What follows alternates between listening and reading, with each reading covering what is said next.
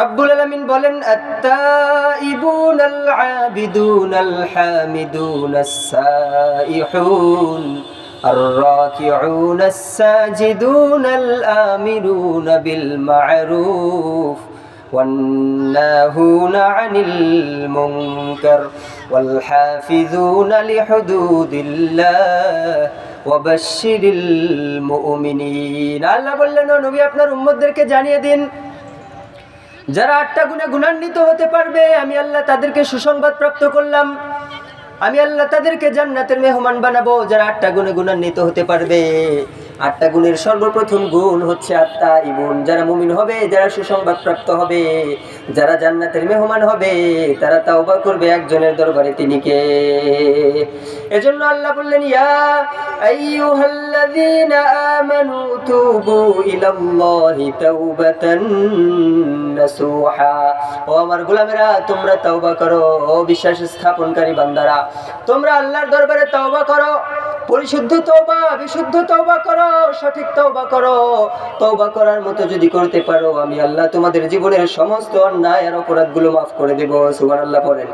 আসা রাব্বুকুম আইয়ুকাফফিরা আনকুম সাইয়্যাতিকুম ওয়া ইউদখিলাকুম জান্নাতিন তাজরি মিন তাহতিহাল আনহার। তওবা করার মতো যদি তোমরা তওবা করতে পারো, জীবনের অন্যায়গুলো মাফ করে দিয়ে আমি আল্লাহ ক্ষান্ত হব না। যতগুলো অন্যায় আছে, যতগুলো অপরাধ আছে, যতগুলো পাপাচার আছে, আমি আল্লাহ মাফ করে দিয়ে আমি আল্লাহ তোমাদেরকে জান্নাতুল ফিরদাউসের মেহমান বানিয়ে দেব। সুবহানাল্লাহ বলেন। এজন্য যারা মুমিন তারা তওবা করে একজনের দরবারে, তিনি কে? সূরা আত-তাহরিমের 8 নম্বর আয়াতে যারা মুমিন তাদেরকে শুধু আল্লাহ আহ্বান করলেন, কিন্তু সূরা আজ-জুমারের 53 নম্বর আয়াতে রব্বুল আলামিন বলেন, কুল ইয়া ইবাদিয়াল্লাযীনা আসরাফু আলা আনফুসিহিম লা তাকনাতু মির রাহমাতিল্লাহ ইন্নাল্লাহা ইয়াগফিরুয যুনুবা জামিআ ইন্নাহু হুয়াল গফুরুর রহিম। এক আয়াতে যারা বিশ্বাস এনেছে তাদেরকে শুধু তাওবার আহ্বান দিলেন আল্লাহ, কিন্তু আর এক আয়াতে আল্লাহ বললেন, ও আমার বান্দারা, শুধু বিশ্বাস স্থাপনকারীদেরকে আল্লাহ বললেন না, হিন্দুরা শোনো, বৌদ্ধরা শোনো, খ্রিস্টানেরা শোনো, নালায়েক, গাদ্দার, নফরমান, বেঈমান, সকলে আমার কথা শোনো। ইয়া ইবাদি, ইবাদি, ইবাদি মানে হচ্ছে বান্দা। হিন্দুরাও তো আল্লাহর বান্দা, ঠিক না ঠিক? হিন্দুরাও আল্লাহর বান্দা, বৌদ্ধ, খ্রিস্টান, নালায়েক, গাদ্দার, নফরমান, বেঈমান, সবাই আমার আল্লাহর বান্দা। এজন্য আল্লাহ বললেন, ইয়া ইবাদিয়াল্লাযীনা আসরাফু আলা আনফুসিহিম লা তাকনাতু মির রাহমাতিল্লাহ। ও আমার বান্দারা, তোমরা আমি আল্লাহর দরবারে তওবা করো। যদি তওবা করার মতো তওবা করতে পারো, তোমাদের জীবনের যতগুলো অন্যায় আছে, তোমাদের জীবনের যতগুলো অপরাধ আছে, তোমাদের জীবনের যতগুলো পাপ আছে, যতগুলো জুলুম আছে, তওবা করতে দেরি হবে, আমি আল্লাহ জীবনের সব অন্যায়ের অপরাধগুলো মাফ করতে দেরি হবে না। সুবহানাল্লাহ বলেন।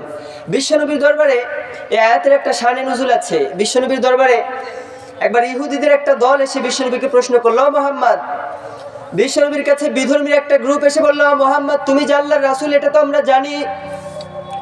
ও মুহাম্মদ, একজন যে সৃষ্টিকর্তা আছে এটা তো আমরা জানি, কিয়ামত যে একদিন কায়েম হবে এটাও আমরা জানি, তোমার উপরে যে আল্লাহর ওহী নাজিল হয় এটাও আমরা জানি, জান্নাত জাহান্নাম যে সত্য এটাও আমরা জানি। কিন্তু আমাদের দাদা ছিল বৌদ্ধ, আমাদের দাদা ছিল বিধর্মী, আমাদের নানা ছিল বিধর্মী, আমাদের বাপ চাচাগুলো বিধর্মী, তারা ছিল কাফের। আমরাও এতদিন তোমার বিরোধিতা করেছি, তোমার সাথে অন্যায় করেছি, তোমার সাথে জুলুম করেছি। ও মুহাম্মদ, এখন যদি আমরা কালেমা পড়ি, এখন যদি আমরা আল্লাহর উপরে ঈমান আনি, এখন যদি আমরা তোমাকে বিশ্বাস করি, আমাদের জীবনের অন্যায় আর অপরাধগুলো কি আল্লাহ মাফ করবে নাকি? আপনারা বলেন, আল্লাহ মাফ করবে নাকি করবে না? বিশ্বনবী বানিয়ে কোনো কথা বলতেন না। বিশ্বনবী স্টপ, চুপ হয়ে গেলেন। বিশ্বনবীর মুখে কোনো কথা নাই। কিছুক্ষণ পর সাইয়েদনা জিবরাইল আমিন আসলো। সূরা আজ-জুমারের 53 নম্বর আয়াত নিয়ে সাইয়েদনা জিবরাইল আলাইহিস সালামকে আল্লাহ পাঠিয়ে দিলেন। জিবরাইল আলাইহিস সালাম এসে বিশ্বনবীকে বললেন, কুল ইয়া ইবাদিয়াল্লাযীনা আসরাফু আলা আনফুসিহিম লা তাকনাতু মির রাহমাতিল্লাহ ইন্নাল্লাহা ইয়াগফিরুয যুনুবা জামিআ ইন্নাহু হুয়াল গফুরুর রহিম। আল্লাহ জিবরিল আলাইহিস সালামের মাধ্যমে বলল, নবী আপনার উম্মতগুলোকে জানিয়ে দিন, এই বিধর্মীগুলোকে জানিয়ে দিন, তারা যদি তওবা করার মতো করতে পারে, হোক তাদের দাদা বিধর্মী, হোক তাদের বাবা বিধর্মী, হোক তাদের মা বিধর্মী, এতদিন তারা যতই অন্যায় করুক না কেন, এতদিন তারা যতই অপরাধ করুক না কেন, এতদিন তারা যতই পাপাচার করুক না কেন, যতই সীমা লঙ্ঘন করুক না কেন, যতই জাহান্নামে যাওয়ার কর্ম করুক না কেন, তারা যদি তওবা করার মতো করতে পারে, আমি আল্লাহ তাদের জীবনের সব অন্যায়ের অপরাধগুলো মাফ করে দেব। সুবহানাল্লাহ বলেন।